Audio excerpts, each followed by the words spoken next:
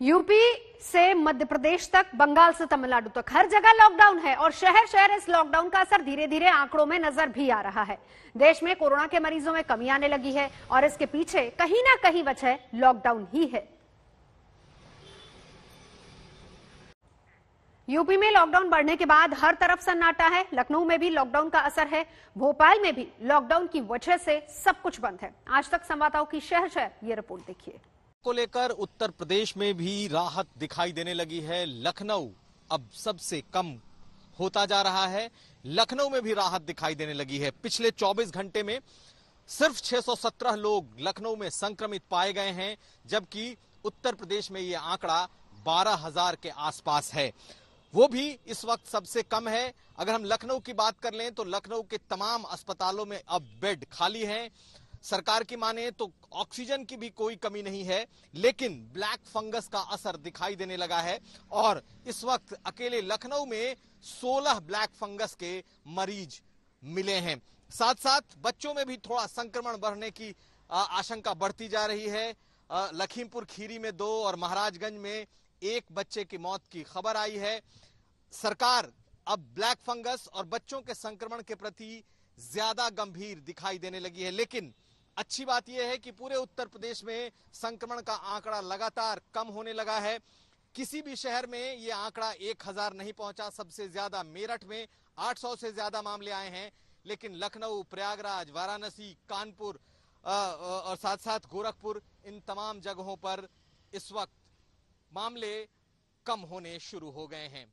राहत की बात जरूर है, लेकिन इस कोरोना ने जितनी तबाही मचाई है वो सबसे ज्यादा है। एक बात और, लखनऊ में जो शमशान घाट है उसमें पिछले 24 घंटे में 62 शवों का दाह संस्कार किया गया है, जबकि कोरोना के सबसे भयावह दौर में 200 से ज्यादा दाह संस्कार हो रहे थे। तो कुल मिलाकर इस वक्त ये कहा जा सकता है कि राहत की एक खबर जरूर उत्तर प्रदेश में भी दिखाई देने लगी है।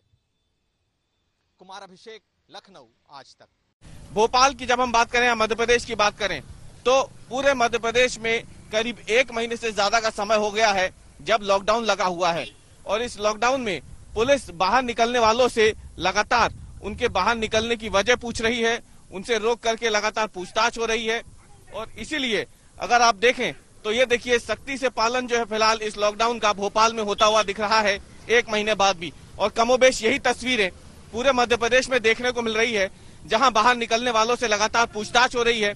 और इसीलिए माना जा रहा है कि इसी लॉकडाउन की वजह से संक्रमण की चेन को तोड़ने में काफी हद तक फायदा मिला है सरकार को। और आपको बता दें कि ये जो लॉकडाउन लगा है, ये पॉजिटिविटी रेट लगातार जो नीचे आई है मध्य प्रदेश की, उसके पीछे लॉकडाउन को एक बड़ी वजह माना जा रहा है। लेकिन इसके बावजूद सरकार साफ कर चुकी है कि मामले भले ही कम हो रहे हो, पॉजिटिविटी रेट नीचे आ रही हो, फिलहाल ये सख्ती अभी हटेगी नहीं, क्योंकि इसमें ढिलाई देने का मतलब है सारे किए कराए पे पानी फिरना। बीते 24 घंटों की बात करें तो संक्रमितों का आंकड़ा एक बार फिर से गिरकर 7,500 तक पहुंच गया है। पॉजिटिविटी रेट 11% तक पहुंच गई है। मरने वालों का आंकड़ा भी लगातार नीचे जा रहा है। एक्टिव के जो लगातार 1 लाख के पार बने हुए थे वो भी अब नीचे आ चुके हैं। सरकार ने कोरोना कर्फ्यू को एक बड़ी वजह माना है और ये तस्वीरें गवाही दे रही हैं कि सख्ती से उसका पालन मध्य प्रदेश में करवाया भी जा रहा है। लोगों के बाहर निकलने पे पाबंदी है। बाहर निकलते हैं अगर बेवजह तो उनका चालान काटा जा रहा है, जुर्माना किया जा रहा है। इन सबके बीच वैक्सीनेशन को भी तेज किया गया है मध्य प्रदेश में। जैसे जैसे वैक्सीन की डोज मिलती जा रही है, वैक्सीनेशन सेंटर बढ़ाए जा रहे हैं। वैक्सीनेशन सेंटर को बढ़ाने के साथ ही जो वैक्सीन लग रही है लोगों को, उसकी संख्या भी बढ़ रही है। और इसीलिए अब तक मध्य प्रदेश में करीब 90,78,000 डोज वैक्सीन के लगाए जा चुके हैं। तो एक तरफ कोरोना कर्फ्यू के जरिए संक्रमण की चेन को तोड़ने की कोशिश लगातार हो रही है, तो दूसरी तरफ वैक्सीनेशन के दायरे में ज्यादा से ज्यादा लोगों को लाया जा रहा है, ताकि जल्द से जल्द मध्य प्रदेश को कोरोना के इस कहर से मुक्ति मिल सके। रवीश पाल सिंह, भोपाल, आज तक। पश्चिम बंगाल में नई सरकार तो आ गई है, लेकिन यहां नई सरकार का सामना कोरोना की सुनामी से हो रहा है। पश्चिम बंगाल में फिलहाल 30 मई तक लॉकडाउन लगा दिया गया है। कोलकाता में पूरी सख्ती है। उधर हरियाणा में भी 1 हफ्ते लॉकडाउन बढ़ाया गया है। पश्चिम बंगाल में लॉकडाउन की पहली सुबह का नज़ारा हम आपको दिखा रहे हैं। हालांकि स्टेट गवर्नमेंट ने ऑफिशियली इसे लॉकडाउन नहीं कहा है, रेस्ट्रिक्शंस कहा है, लेकिन जो मूवमेंट है व्हीकल्स की, इसके अलावा लोगों की, उस पर रेस्ट्रिक्शन है सिवाय इमरजेंसी सर्विसेज की। 7 से 10 सुबह के जो ग्रॉसरी शॉप्स हैं, सब्जी बेचने वाले हैं, उन सबको खुला रहने की इजाज़त दी गई है। लेकिन जो लोग बाहर निकले हैं उनको सिर्फ इमरजेंसी सर्विसेज के अलावा बाहर निकलने की इजाज़त दी गई है, जहां पुलिस हर जगह तैनात की गई है। खास तौर पर जो मुख्य चौराहे हैं, मुख्य सेक्शन है, वहां पर पुलिस लगातार नजर रख रही है, देख रही है कि लोग जो बाहर निकले हैं वो इमरजेंसी सर्विसेज के लिए बाहर निकले हैं या फिर ऐसे ही तफरी करने के लिए या किसी और वजह से बाहर निकले हैं। और जो सड़कों का हाल है वो मैं आपको दिखा रहा हूं। लगभग खाली सी सड़कें हैं, काफ़ी कम लोग दिखाई पड़ रहे हैं सड़कों पर, क्योंकि 7 से 10 के बीच थोड़ी बहुत भीड़ होनी है, क्योंकि उस वक्त में ग्रॉसरी, इसके अलावा जो सब्जी विक्रेता हैं उनको छूट दी गई है। लेकिन 10 बजे के बाद भीड़ कम होनी है, क्योंकि इस वक्त में सिर्फ मिठाई दुकानों को खोलने की इजाज़त दी गई है।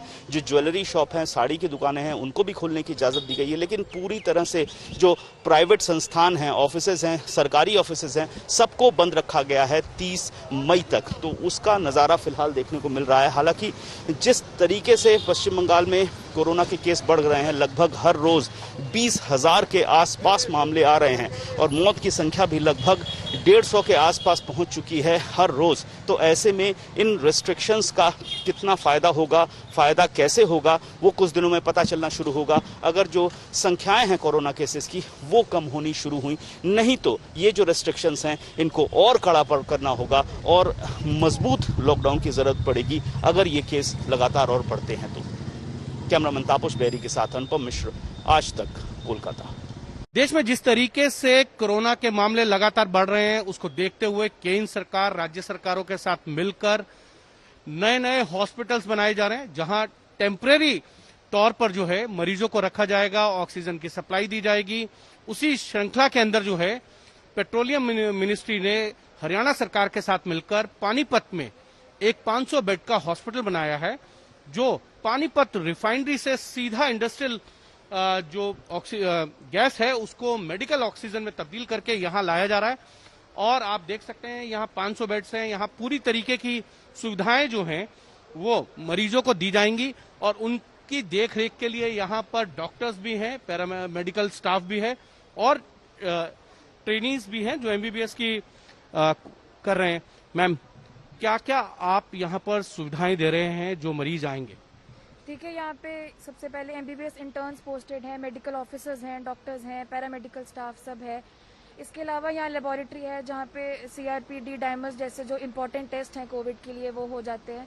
इसके अलावा ऑक्सीजन की कंटिन्यूस सेंट्रल सप्लाई है, जो कि हमें कहा गया है कि उसको एक जुडिशियस यूज़ भी करना है, उसका वो वेस्ट ना हो पाए और पेशेंट तक सही मात्रा में पहुंचे भी, इसको सही तरह से हमने मॉनिटर करना है। इसके अलावा बाकी सारी इक्विपमेंट्स जो भी एक कुछ इमरजेंसी में काम आ सकती हैं, उसके लिए ट्रायाज होता है, बना हुआ है, सब यहाँ पे अवेलेबिलिटी है इस हॉस्पिटल में।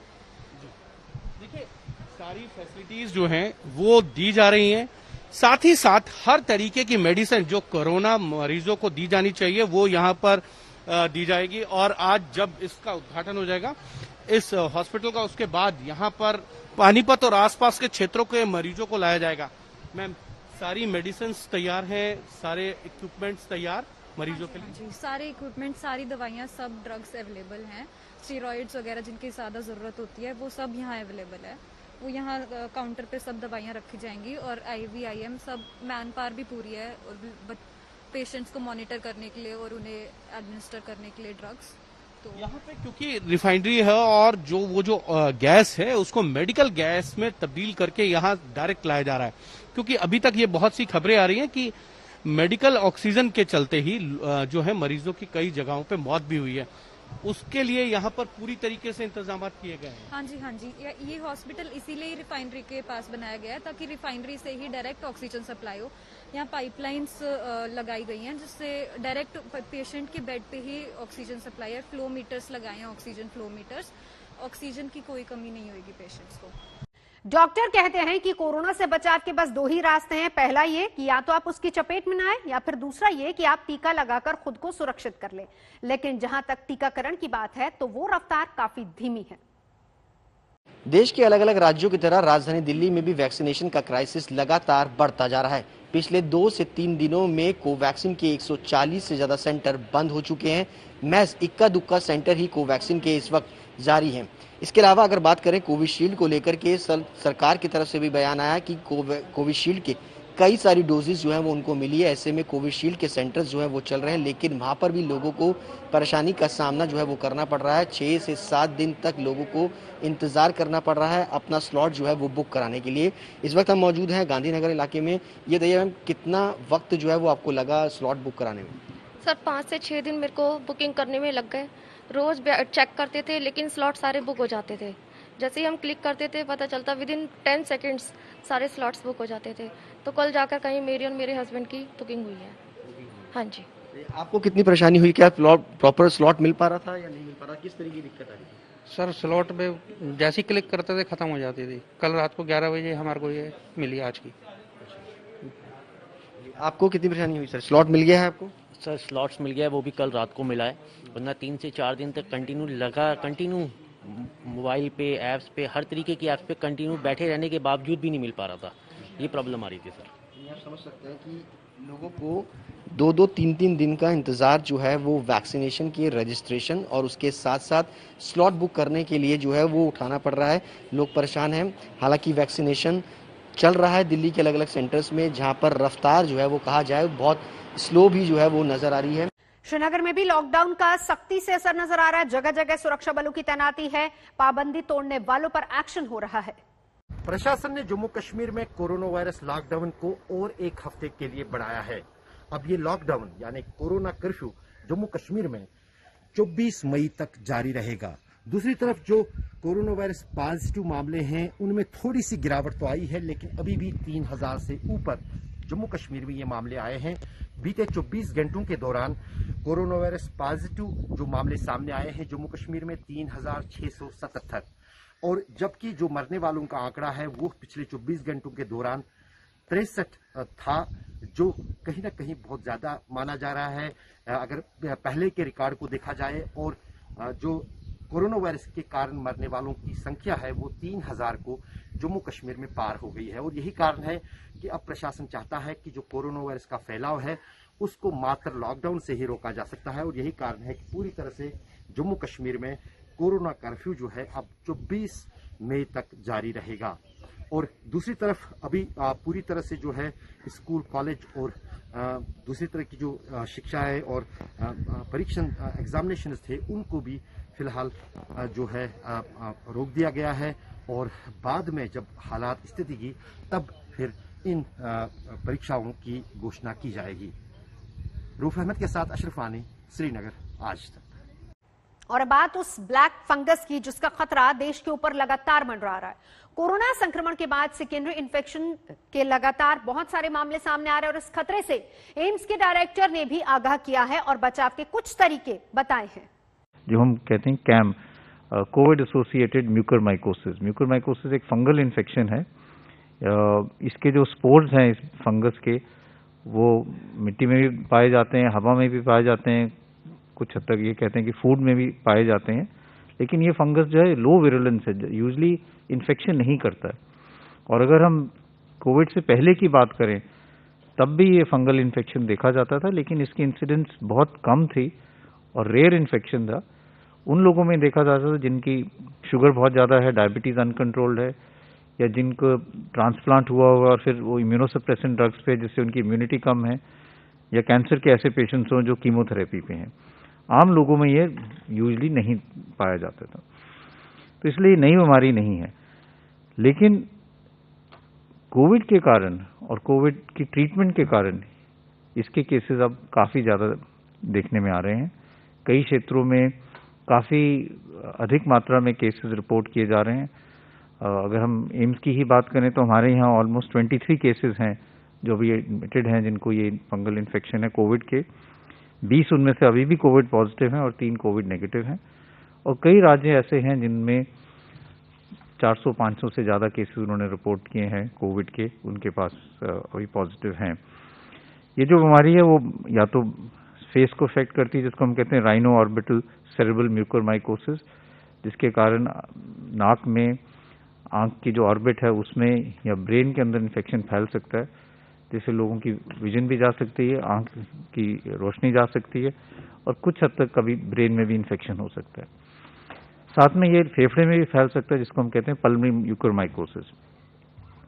दोनों में कुछ लक्षण हैं, जैसे अगर राइनो ऑर्बिटल सेरेब्रल म्यूकोरमाइकोसिस है तो हेडेक हो सकता है, सिर में दर्द हो सकती है, नाक ब्लॉक हो सकता है, नाक से सिक्रीशंस आ सकती हैं जो हरे रंग की हो, या नाक से खून आ सकता है, या एक चेहरे में सेंसेशन कम हो सकती है, एक साइड में चेहरे में सोजिश हो सकती है, या स्किन में डिस्कलरेशन हो सकता है। अगर फेफड़े में हो तो बुखार हो सकता है, छाती में दर्द हो जाती है, खांसी होती है, खांसी में खून आ सकता है। लेकिन मोस्ट इम्पॉर्टेंट इशू ये है कि ये फंगल इन्फेक्शन अब ज़्यादा क्यों देखा जा रहा है और उसके क्या कारण है और क्या प्रिवेंटिव एस्पेक्ट्स हम कर सकते हैं। एक तो ये है कि जो कोविड इन्फेक्शन है उसके कारण भी ये एक रिस्क फैक्टर है। कोविड इन्फेक्शन में जो हमारे अगर हम ब्लड काउंट्स देखें तो एक सेल लाइन जो है जिसको हम लिम्फोसाइट्स कहते हैं वो कम हो जाते हैं, लिम्फोपीनिया हो जाता है।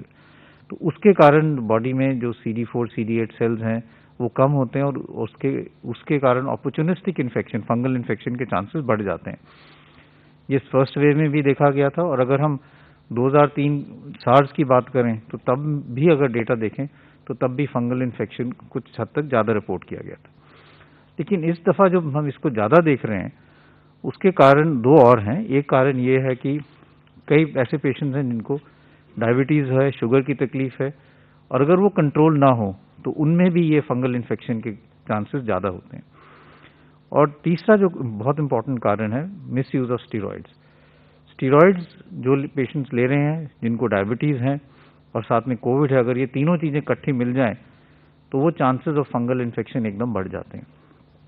इसलिए इसको रोकने के लिए सबसे पहले तो मिस यूज़ ऑफ स्टीरॉइड जो है वो हमें कम करना पड़ेगा। और जैसे पहले भी कहा था कि जो पेशेंट जिनको माइल्ड डिजीज़ है, जिनको ऑक्सीजन की ज़रूरत नहीं है और जिनको अर्ली स्टेज में जो कोविड इन्फेक्शन है, उनमें स्टीरॉइड देने से नुकसान ज़्यादा है, फ़ायदा कोई नहीं है। जो रिकवरी ट्रायल है उसने भी यही दिखाया था कि अगर हम स्टीरॉइड्स माइल्ड पेशेंट्स में देते हैं तो मॉर्बिडिटी और mortality because of secondary infection ज़्यादा होता है। इसलिए अगर किसी को कोविड है और माइल्ड इन्फेक्शन है, बुखार है, सैचुरेशन मेंटेन्ड है, खांसी है, लेकिन और कोई ऐसे लक्षण नहीं है कि ऑक्सीजन कम हो रही है, तो स्टीरॉइड नहीं देने चाहिए, क्योंकि उससे आगे जाके फंगल इन्फेक्शन के चांसेस हो सकते हैं, स्पेशली अगर उनको उस व्यक्ति को डायबिटीज़ भी है। दूसरा है डायबिटीज़ या शुगर कंट्रोल, वो बहुत ज़रूरी है, क्योंकि जिन लोगों का शुगर कंट्रोल नहीं होता उसमें ये फंगल इन्फेक्शन ज़्यादा पाया जाता है। तो ये बहुत ज़रूरी है कि जिन लोगों को भी डायबिटीज़ हैं या जो स्टीरॉइड्स ले रहे हैं वो अपना शुगर चेक कराएं, क्योंकि कई दफ़ा किसी को ये पता नहीं होता कि मेरे को शुगर की तकलीफ है, स्टीरॉइड्स ले तो एकदम शुगर 300-400 पहुंच जाती है। तो इसलिए अपना शुगर भी मॉनिटर करें, और अगर डायबिटीज़ है तो और भी ज़्यादा ज़रूरत है कि जब कोविड इन्फेक्शन है या आप स्टीरॉइड्स ले रहे हैं तो शुगर को रेगुलरली मॉनिटर करें। तीसरी चीज़ ये है कि मास्क अपना लगा के रखें। जैसे मैंने कहा, ये स्पोर्स हैं, हवा में भी इसके फंगस हो सकता है। मास्क लगाना ज़रूरी है, स्पेशली अगर आप कोई कंस्ट्रक्शन साइट पे जा रहे हैं जहाँ पे इसके फंगस के चांसेस ज़्यादा हो सकते हैं।